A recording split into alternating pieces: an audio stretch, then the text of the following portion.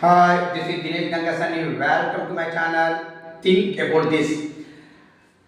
శునకాన్ని సింహాసనం మీద కూర్చోబెడితే దాని బుద్ధి మారదనేది ఎంత వాస్తవమో ప్రస్తుతము ఆ విషయము తెలంగాణ ప్రజలకి బాగా అర్థమైందనేది మాకు కూడా వాస్తవమేనండి. ఏది ఏమైనప్పటికీ ఒక గౌరవమైన హోదాలో ఉండి ఒక మంచి హోదాలో ఉన్నటువంటి రాష్ట్ర ముఖ్యమంత్రి గారు ఏదైతే భాష మాట్లాడుతున్నటువంటి భాష ఏదైతే ఉందో అది సభ్య సమాజం తలదించుకునేలా ఉందండి. భాష మార్చుకొని ఒక విజన్తో రాష్ట్రాన్ని అభివృద్ధి దిశగా నడిపించాల్సినటువంటి ముఖ్యమంత్రి గారు అడ్డగోలు భాష మాట్లాడుతూ మరీ ముఖ్యంగా కేసీఆర్ గారి పైన అతను చావును కోరుకుంటూ అసలు చెప్పాలంటే అసలు అతను మాట్లాడుతున్న భాషకి రాష్ట్ర ప్రజలు కూడా అసహించుకుంటున్నారండి.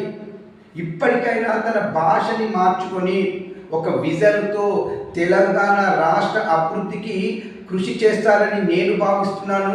ఇలాంటి భాషకు మాట్లాడుకుంటూ పోతే మున్ముందు నీకు తగిన బుద్ధి ప్రజలే చెప్తారనేది నా అభిప్రాయము.